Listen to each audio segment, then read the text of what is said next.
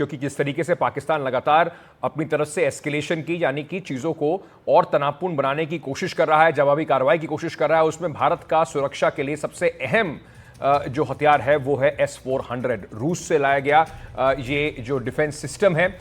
इसके बारे में ज़रा थोड़ा सा आपको और बता देते हैं। S-400 जो सिस्टम है, इसको कहीं पर भी लेकर जाया जा सकता है और ये काफ़ी मोबाइल सिस्टम है, दुनिया के बेहतरीन सिस्टम्स में से है। आसानी से ये डिटेक्ट नहीं हो पाता है, सबसे घातक एयर डिफेंस सिस्टम है, आसानी से इसको डिटेक्ट नहीं किया जा सकता है। S-400 मिसाइल सिस्टम में एडवांस रडार लगा हुआ है। मिसाइल से 400 किलोमीटर की रेंज तक अपने बचाव के बाद हमला किया जा सकता है, यानी कि अगर कोई हमला हमारी तरफ हो रहा है तो 400 किलोमीटर पहले ही इसके जो मिसाइल हैं, जो एंटी मिसाइल सिस्टम के जो जिस तरीके से वो जाकर उसको तबाह कर सकते हैं, उनकी जो रेंज है वो 400 किलोमीटर तक है। एक बार में 72 मिसाइल छोड़ने की इसमें क्षमता है। -50 डिग्री से -70 डिग्री में भी ये प्रभावी तौर पर काम कर पाता है।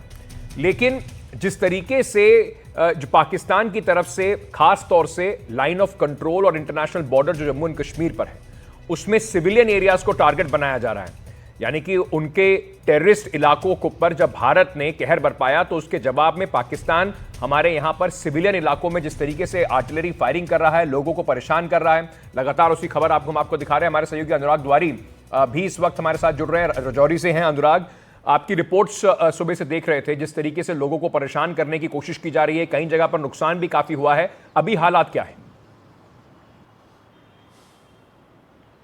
बिल्कुल अंकित, जिस तरह से हम राजौरी के सीमावर्ती जो गांव हैं, चाहे वो पतराड़ी पंचग्राही हो या फिर इरविन खेतर हो, आसपास में ही हैं दोनों गांव, और वहां सामने की पहाड़ियों से गांव वालों ने हमें बताया कि उन पर हमला 71 में भी जब युद्ध हुआ था तब भी नहीं हुआ था, लेकिन इस वक्त उन पर हमला हुआ। कई घरों को निशाना बनाया गया। कुछ गांव ऐसे हैं जहां पर 200-250 घर हैं, लेकिन पूरे के पूरे गांव खाली हैं।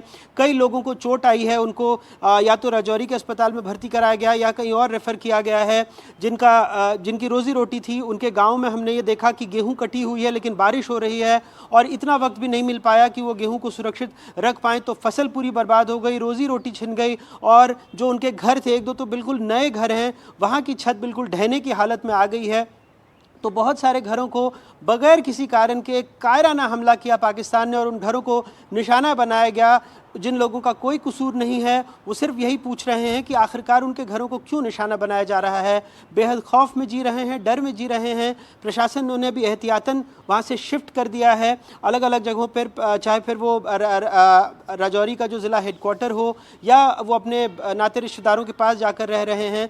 तो जो सीमावर्ती इलाके हैं, राजौरी पुंज के जो गाँव हैं, वहाँ पर अभी फ़िलहाल लोगों के बीच काफ़ी डर फैला हुआ है।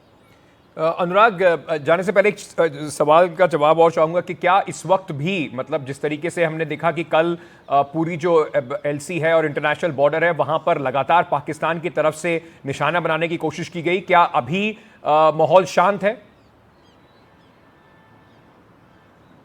देखिए, आज तो कोई खबर नहीं आई है, चाहे फिर नियंत्रण रेखा की हो या अंतर्राष्ट्रीय सीमा की। तो कम से कम राजौरी ज़िले के जिन गांवों में हम गए या उसके आसपास के इलाकों से फ़िलहाल ऐसी कोई खबर नहीं आई है कि उन जगहों पर कोई आर्टिलरी फायरिंग या उन जगहों पर किसी और तरीके से निशाना बनाने की कोशिश की गई हो। अंकित, बहुत बहुत शुक्रिया अनुराग, ध्यान रखिएगा अपना। आपकी कवरेज जो है, रिपोर्ट जो है वो यहाँ पर लगातार दर्शकों को दिखाई जा रही है कि किस तरीके से पाकिस्तान देश के अंदर, मतलब बौखलाहट में आम नागरिकों को निशाना बनाने की पूरी कोशिश कर रहा है।